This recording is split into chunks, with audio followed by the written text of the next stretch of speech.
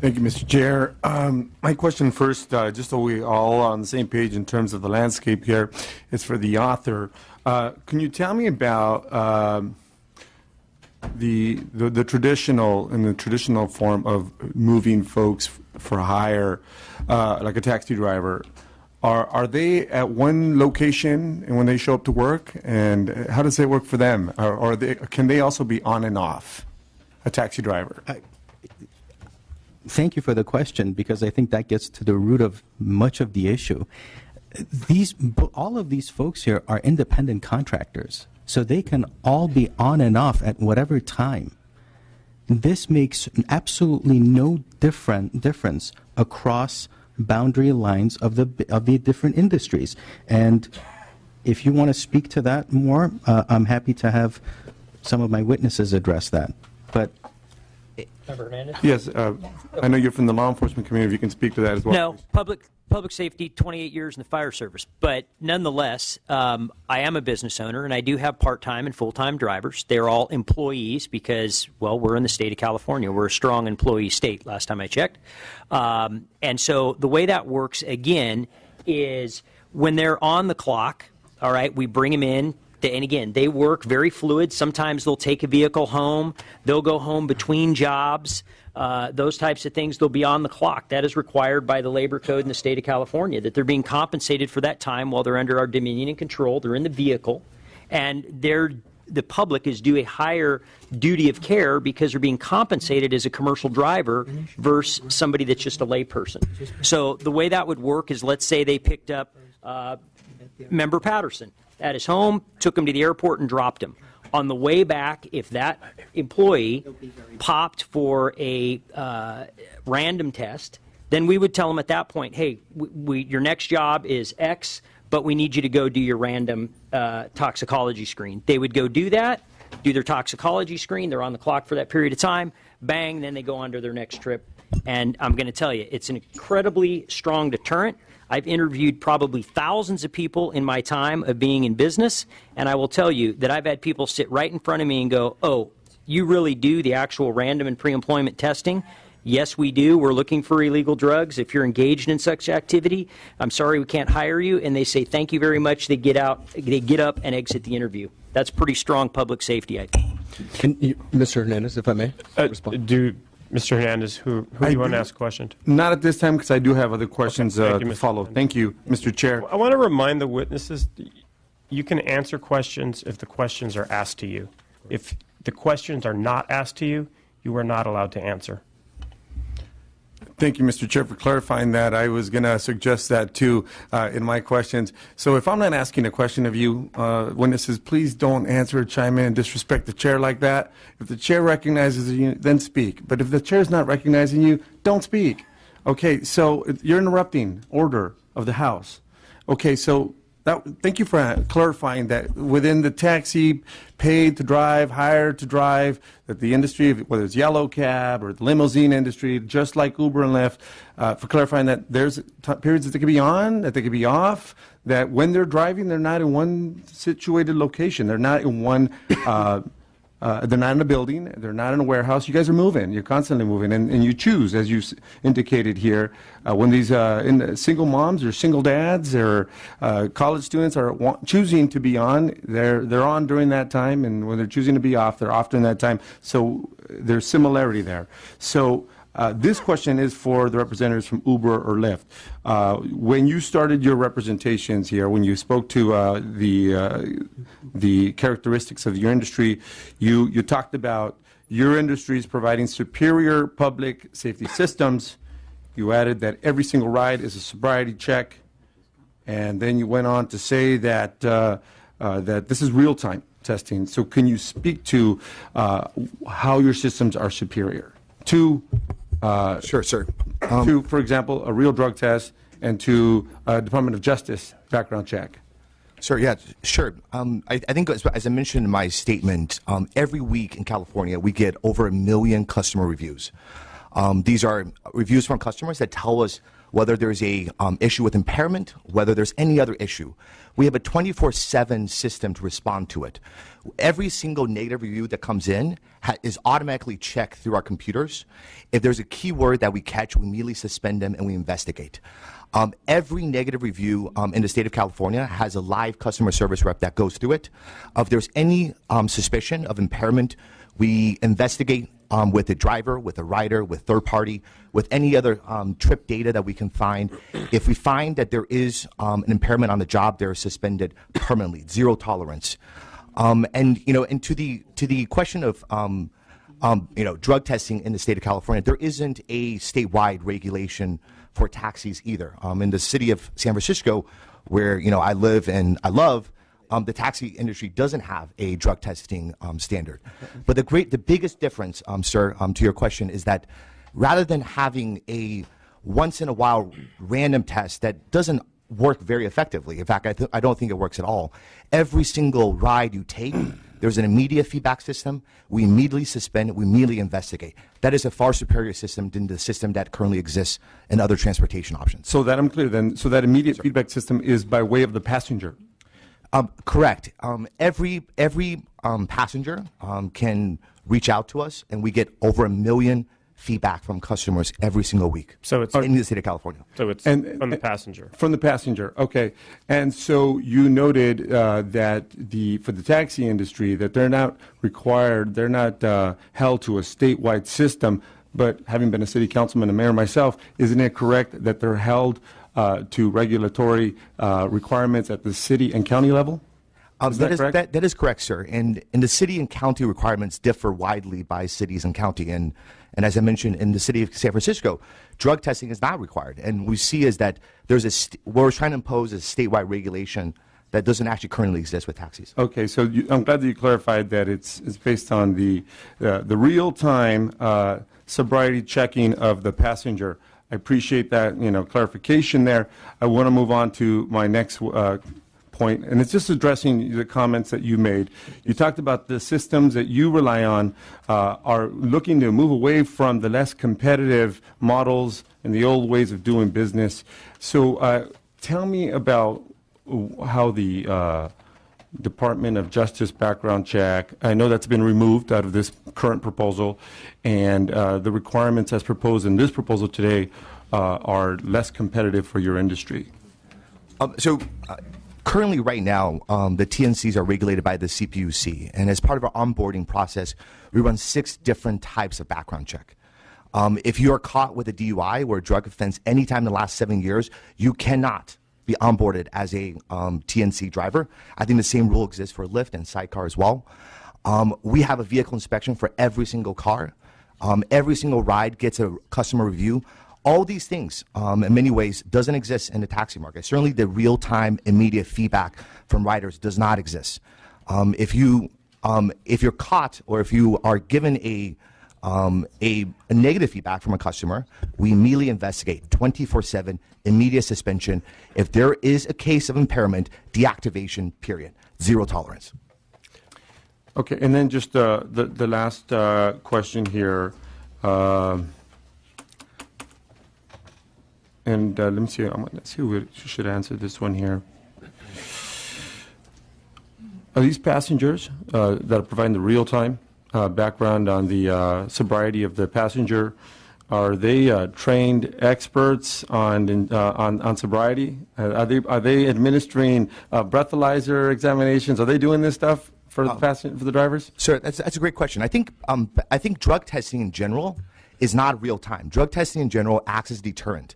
That's not my question. Right, that's true. So my point is that Please answer the question. The question is, are these passengers, are they all, right, in their summation, individually, are they all expert toxicologists?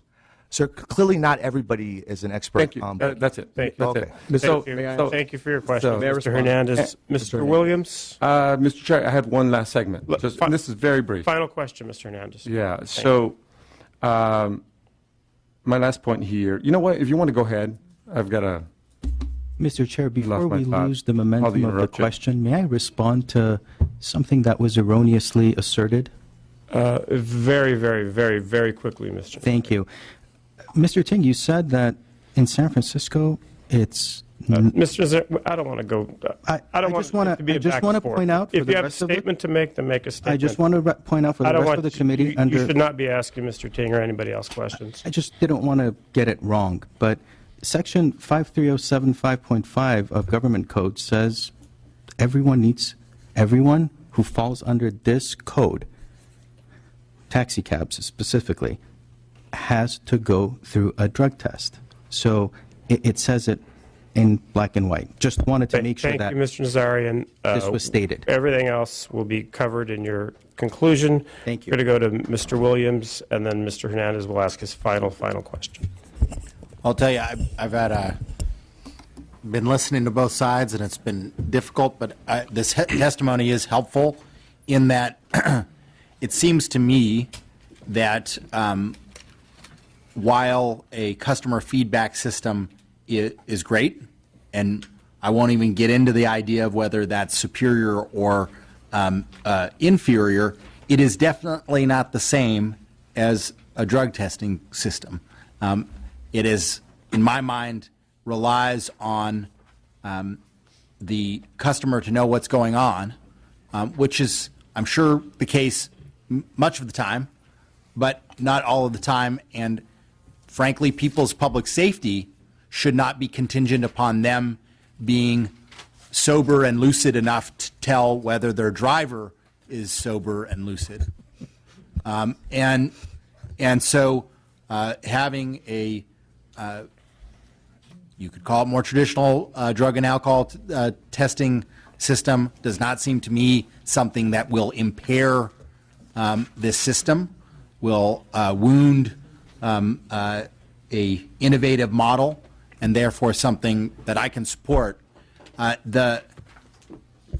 think the other sort of weird debate here is sort of is the examination of the question of when does the person get the test. That I thought was interesting, but the answer to that really is they could sidestep the test by just turning off the app and not going back on. But that could be viewed as a way to sidestep the test, but it could also be viewed as a way to help us prevent people who are drunk or high all the time from being drivers, because if they turn off the app and don't turn it back on, then they're not taking anybody on rides. So I'm sort of okay with where that ends up. Even if that's a way for drivers to sidestep the system, it's also a way to protect the public safety. Thank you. Mr. Williams has asked his question, or made his comment. Mr. Hernandez, you're going to ask your final question, correct? And it's actually just a clarifying question. So, Thank you, sir. My colleague, Ms. Bonilla, noted that about half the time the drivers, whether en route or leaving a drop, they're not with passengers. Would that be accurate?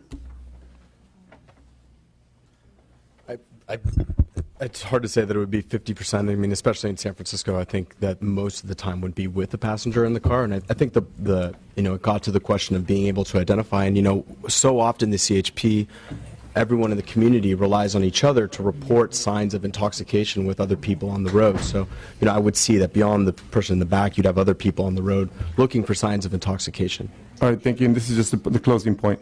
I know that law enforcement that is in opposition of the bill is in opposition of the bill because they see the value of an inebriated person being transported, and not driving. So I guess this is more of a comment. I have a hard time believing that it's superior to trust on the read of an inebriated person. I know that probably half the time in the evenings most people are drinking, then you guys are transporting them. Relying on them as being the superior system for checking for sobriety, I think is flawed. And because of that, I believe that we should not be compromising on the safety measures that we require.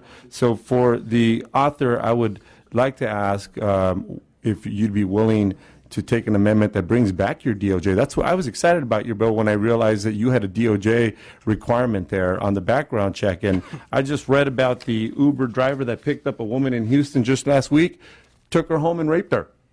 But Uber says that there's superior background checks. He didn't have a DOJ background check. And maybe we could have prevented that rape in Houston last week. It's in the paper. I'm not making this up. So, public safety, this is a requirement already in place for all the other paid to drive people in California requirement. Why are we cutting corners with people that have cool apps?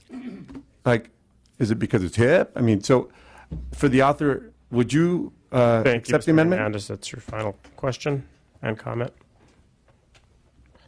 Just to respond, I am happy to work with you.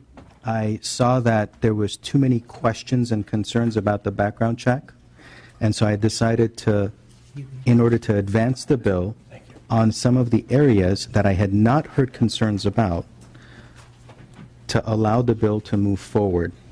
And at some time in the future, when we've given enough time to see the back and forth and how the industry has been shaping through time, maybe we can figure out if we need to revisit that issue. Thank you, Mr. I'm happy Nazarian. to continue Thank working with you. And I want to remind members that this bill will be re-referred to transportation. I had one. Is Ryan Sherman from the Los Angeles County Professional Police Officers Association? I had a question for you, sir, from one of the committee members. Could you please restate why your organization is in favor of the bill? Our organizations are in opposition to the bill Right.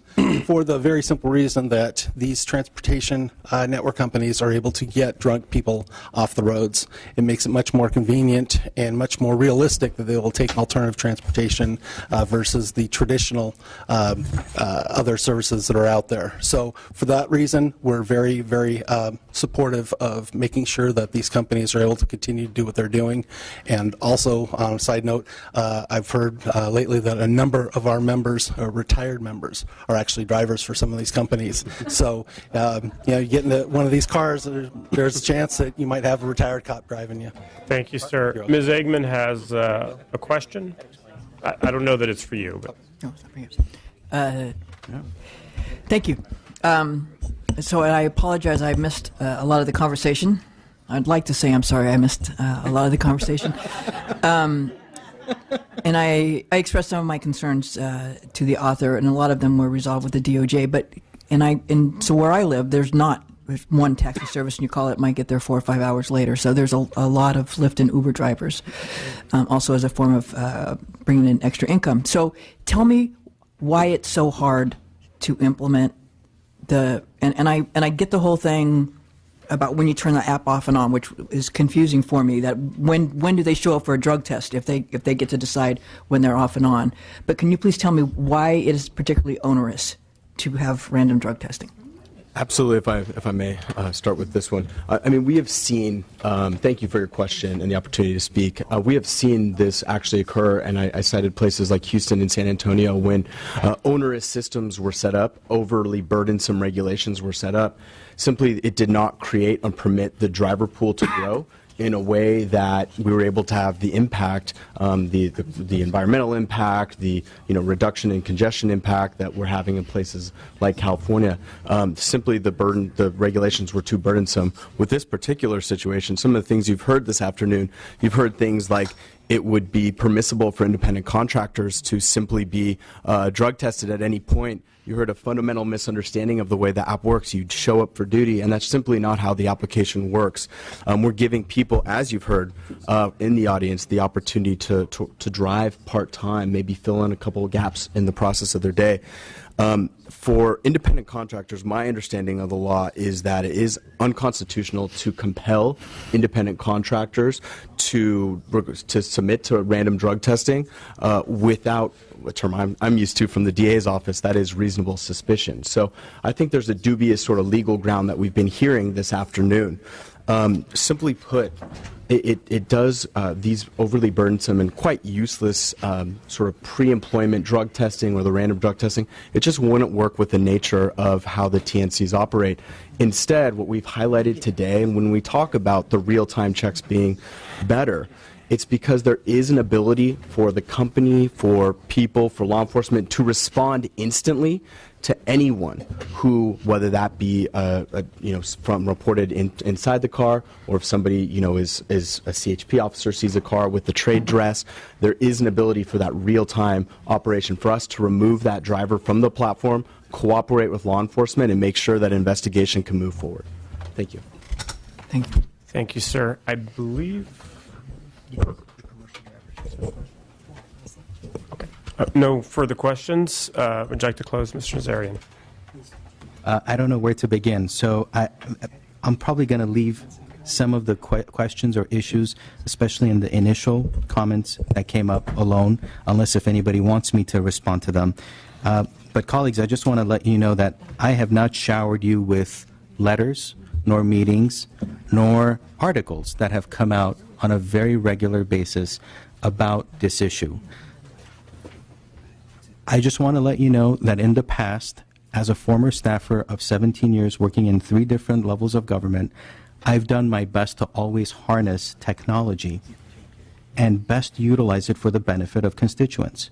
In fact, the former councilman I was chief of staff to, we utilized an app to come up with utilizing how constituents can get their potholes fixed without any issues. We were the first office to do it. Anytime there's been an opportunity to use technology to best address and make life easier for our constituent services, I've utilized. So this, again, this bill is not going after the app itself. It's only putting certain public safety tenets in place to offer protections to our constituents. So with that, I just respectfully ask for your aye vote, and I look forward to working with you as this bill progresses. Thank you, Mr. Nazarian. The chair's recommendation is do pass as amended. Do I have a motion and a second to do pass and re-refer to transportation with amendments shown in the committee analysis to be taken in transportation? We have a motion for Mr. Hernandez, a second for Ms. Bonilla. Please call the roll. The motion is due pass and we refer the Transportation Committee. Rendon? Aye. Rendon, aye. Patterson? No. Patterson, no. Ashajian? Ashajian, aye. Bonilla? Aye. Bonilla, aye. Burke? Not voting. Burke, not voting. Daly? Not voting. Eggman? Not voting. Christina Garcia? Aye. Garcia, aye. Hadley? No. Hadley, no. Hernandez? Aye. Hernandez, aye. Jones? Not voting. Quirk? Not voting. Santiago? Aye. Santiago, aye. Ting? Not voting. Williams? 6-2. That bill has 6 votes. It's on call. Thank you. Thank you, Mr. Nazarian. Mr. Cooper, the most patient man in town. Second. Ms. Garcia moves the bill. Mr. Quirk seconds. Thank you very, very much for your patience, Mr. Cooper. You have a motion and a second, sir. Just respectfully ask for your aye vote. Mr. Cooper asks for an aye vote. Do you have any? Would you like to waive your presentation? I'll waive my presentation, yes. Okay. Is there an opposition? Okay. Mr. Cooper? Mr. Cooper? Mr. Cooper? Yes. There are amendments. Do you agree to take the committee's amendments? Absolutely. Thank you, sir. Are there people who wish to speak in favor of this bill? Barry Broad with the Teamsters. With those amendments, we go from opposition to support. Thank you, Mr. Broad. Wow. John Doherty with TechNet in support. Thank you. Anyone else in support of the bill? Robert Callahan, Internet Association in support. Thank you. Thank you. Anyone else in support? Annabelle Chang on behalf of Lyft in support. Thank you. Anyone else in support? Is there anyone who wishes to speak in opposition to this bill? Christopher Quinn, Greater California Livery Association. We do oppose it at this time. Thank you, sir. Are there questions from committee members? Thank you. Would you like to close, Mr. Cooper? I just want to thank the committee and respectfully ask for your aye vote. And the committee would like to thank you, sir. The chair's recommendation is do pass as amended. Do I have a motion and a I do have a motion for Mr. Hernandez and a second from Ms. Bonilla, I believe. Please call the roll. Whatever. The motion is due pass and re-referred to the Transportation Committee. Rendon? Aye. Rendon, I. Patterson? Patterson, I. Ashajian? Ashajian, I. Bonilla? Bonilla, I. Burke? Burke, I. Daly? Daly, I. Eggman? Eggman, I. Garcia? Garcia, I. Hadley? Hadley, I. Hernandez? Jones? Jones, I. Quirk? Aye. Quirk, I. Santiago? Santiago, I. Ting? Ting, I. Williams? Williams, I. That bill is out. Thank you. Thank you, Mr. Cooper. I believe we have 3 bills left, and they're all by committee members. What's the order?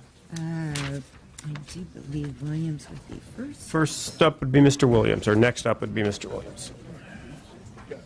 And he's got 2 bills. Mr. Williams, you have 2 bills?